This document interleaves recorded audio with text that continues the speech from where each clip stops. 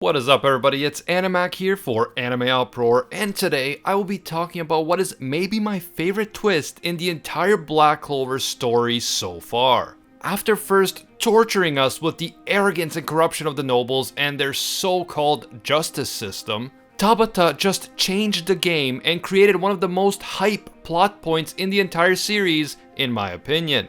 I am extremely excited to break it all down for you right here in this video, so let's get into it. If you enjoyed the Black Clover content on this channel and you'd like to see more, you can let me know by leaving a like. And if you happen to be new to AnimeUproar and you don't want to miss any future uploads, please don't forget to subscribe and hit that notification bell. Heads up, there will be manga spoilers in this video. We're dealing with the latest developments in the Black Clover story. With that said, proceed with caution, you have been warned. Chapter 218 starts off with everyone around the Clover Kingdom, including Rebecca and Teresa in the Common Realm, and Father Orsi and Sister Lily and the orphans in the Forsaken Realm, reading in the newspaper that Asta is a traitor and a criminal who uses forbidden devil magic. This means that the propaganda campaign designed to vilify Asta was already in full swing even before his so-called trials started. And the people of the Clover Kingdom are already being manipulated into hating Asta and seeing him as a threat that needs to be eliminated.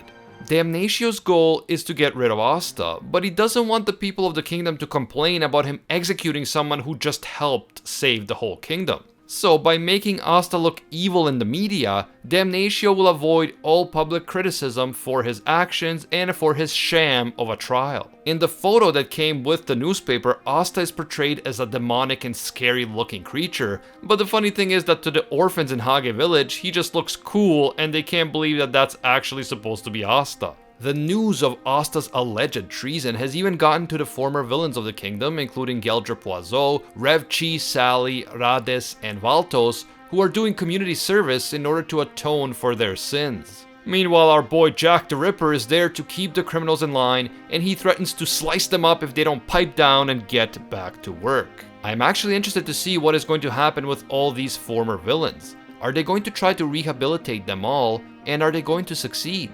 Or will some of these guys return to a life of crime and pose more threats to our heroes in the future? Personally, I don't think that these guys are going to be major villains ever again. They might make for interesting rival characters, kinda like Speedo-Sound Sonic in One Punch Man, but I don't see any of these guys posing a major threat in the future. I have to say that I do really like Sally as a character, so I hope they keep her around in some capacity, even if it's just as a friendly rival or nerdy comic relief. According to Mimosa, who is discussing the situation with Klaus, Damnatio has even judged his own father in the past, so it would not be surprising if he decided to condemn Asta and blame him for everything that happened. Even though we all know that Asta was not responsible for the war, in fact he played a major role in saving the kingdom. I found that brief statement that Mimosa made about Damnatio's father quite interesting. Who was his father, and what did his father do for Damnatio to judge and condemn him? I have a feeling that this will come up again in the near future. Klaus says to Mimosa that if they decided to help Asta, they would have to stand against the entire justice system of the Clover Kingdom. Basically, even though they know Asta didn't do anything wrong, if they try to support him or help him in any way, they could all be treated as criminals, and even their families could be punished for it. This is more proof that Damnatio is just using the full force of the Clover Kingdom's justice system for his own personal benefit. He will do whatever it takes to get his own way, and he doesn't care in the least about who he has to hurt to do it. Back inside the Magic Congress building, the nobles and Damnatio are outraged when they see Asta's demon form, also known as the Black Asta form. They are going on about how the legends were true and Asta's appearance matches what they heard about devils and their horns and dark aura and black wings, etc.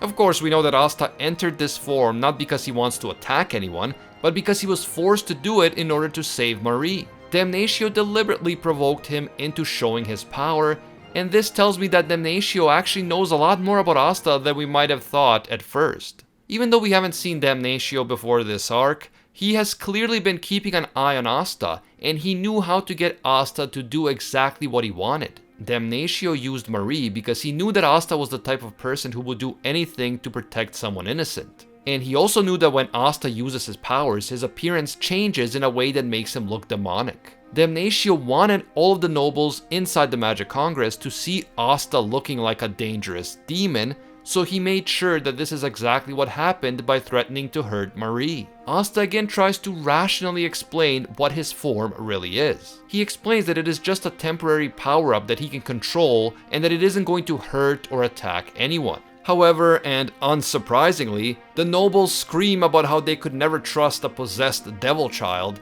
and they continue to call him a low-class commoner filth who has been soiled by the devil's power. The nobles call for Asta's immediate execution before he can cause more harm to the Clover Kingdom, and Damnatio calmly tells Asta to just accept his fate. Damnatio is such an evil bastard that I can't even believe it. He tells Asta that even if he escapes the Magic Congress, he will still be a wanted man. They would pursue him all over the kingdom, and he would have nowhere to hide.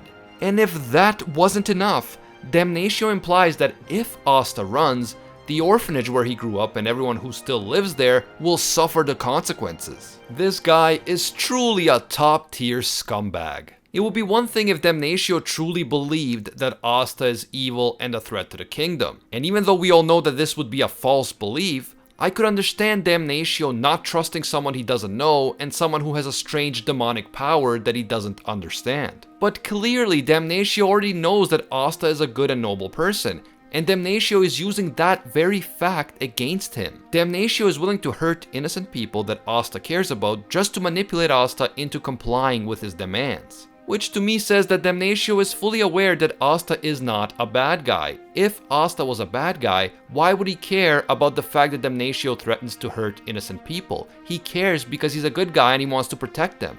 Damnatio does not care in the least about the truth and justice, so calling him the scales of justice or anything even remotely related to justice is an absolute joke. Damnatio is the very definition of injustice. And as Damnatio tells Asta that he has nowhere to run and that no one is going to help him because he just brings misfortune upon everyone around him, a loud blast interrupts the proceedings and a section of the Magic Congress's wall collapses. The nobles, Damnatio, and Asta are stunned to see Yami and the Black Bulls make their grand entrance into the Magic Congress building. Our boy Yami says that he was told that the trial was going to be the day after tomorrow, meaning that he was deliberately given the wrong information so that he couldn't interfere. This is just further proof that this so-called trial was always a premeditated plot by Damnatio and there was never any intention of giving Asta a fair hearing. Yami, in glorious Yami fashion, says that he doesn't give a damn whether Asta is evil or a devil or whatever else, because Yami acknowledged him as a man among men and as his precious comrade. The Black Bulls refuse to let Asta be railroaded like this, and they all voice their devotion to Asta as their friend and comrade in arms. And of course Noelle, in her classic tsundere fashion, calls Asta an idiot, but she says that even she acknowledges that someone like him is needed by the kingdom. Although it's not like she needs him or anything, baka. Man, Noelle is such a stereotypical tsundere, but I can't help but love her dynamic with Asta, as cliche as it is. The Black Bulls, complete with their Black Bull base in its epic mecha form, declare that they're going to be taking Asta back. Damnatio starts talking about how the Magic Congress has the legal authority in the entire kingdom and how dare the Black Bulls interfere with the proceedings of the justice system in this way, blah blah blah. Damnatio even threatens Yami and says that if he tries to defend the criminal who was the cause of the entire war, then the position of the Black Bulls will be severely jeopardized. But Yami merely states that the Black Bulls are already considered the worst of the worst, and he says that both Asta and Sacre are their members and no one can lay a hand on them. Yami proclaims that the Black Bulls don't give a damn about treason or the Congress, and if anyone tries to mess with their friends, the Black Bulls are coming after them, period. And that's how the chapter ends, with the Black Bulls advancing on Damnatio and the scumbag nobles, determined to rescue Asta and Sacre from this profoundly unfair and unjust charade of a trial. I have to say that I was feeling extremely frustrated at the beginning of this chapter and I was getting so sick of the nobles and Damnatio and their BS. With that said, I was so pleasantly surprised and hyped to see the Black Bulls storm in like this and show Asta and Sacre that they are not alone, that their comrades will defend them no matter what. And seriously, at this point, Yami has to be one of the greatest mentor characters in all of anime and manga. My personal favorite is still Kamina from Gurren Lagann, but Yami is an absolute legend and I freaking love this glorious Japanese badass. But in terms of what the Black Bulls just did, make no mistake about it, this is going to get complicated. We all know that laws are important for order and the proper functioning of society, and we live in a society, but what was going on inside the Magic Congress was not lawful or just. It was the embodiment of corruption, manipulation, and mistreatment. When a system is so blatantly unjust, and when the so-called authorities are willing to attack innocent children like Marie just to prove a point, then fighting back against this system is the only option. With that said, this could be the beginning of a serious civil conflict, maybe even a civil war inside the Clover Kingdom. The Black Bulls just directly defied the entire ruling system. They officially became criminals and outlaws by breaking into the Magic Congress and fighting back against Damnatio and the nobles. After this, the entire ruling class of the Clover Kingdom, with maybe a few exceptions, will be out to destroy the Black Bulls, and the conflict is sure to be a massive one. At this point, I think that something will seriously have to change in the ruling structure of the Clover Kingdom. We can't keep having these arrogant, ignorant, and completely corrupt and incompetent nobles ruling the kingdom and abusing everyone in sight. By the time that this civil conflict ends, I predict that the ruling system will have to change in some meaningful way. Maybe someone who is a royal but also a good and honorable person like Fugolion is going to become the next Wizard King and take all the power away from Augustus Kira Clover. At this point, these arrogant bastards can't lose their power soon enough, if you ask me. But let me know what you guys think. Are we about to see a major civil war inside the Clover Kingdom? And if so, how do you think that this will all end? Will the ruling structure of the kingdom finally change? And by the way, how freaking awesome is Yami? And how amazing are the Black Bulls as a whole?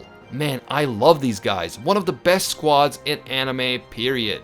I know I'm going a bit nuts here. I am extremely excited and hyped after this chapter, but don't forget to give me your thoughts down in the comments below. I always enjoy hearing from you. If you enjoyed this video and you want to see more Black Clover videos on this channel, please leave a like to let me know.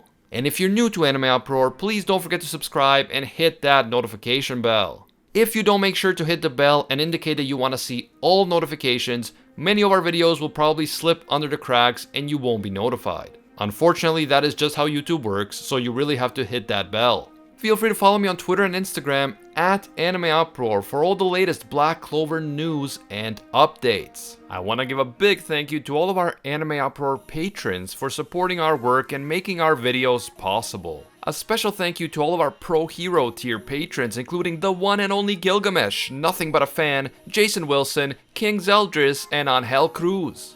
An epic thank you to all of our The One tier patrons, the ones who stand above all other clans, including Baby Ray, Ace, Ingrata, Alolanatom, Maddie Mac, Makotakun, and Keelan. And finally, at the pinnacle of interdimensional greatness, a tier reserved only for legends. A massive thank you to Reagan Harrison and Lord Nuxanor, disciples of Lord Twigo himself. If you enjoy our videos and you think they provide value for you, consider supporting us on Patreon, link in the description. Even a single dollar will give you access to our exclusive patron-only Discord, and your name will appear in our videos along with these amazing people. As always, thank you guys so much for watching, and until next time, see ya, Space Cowboys.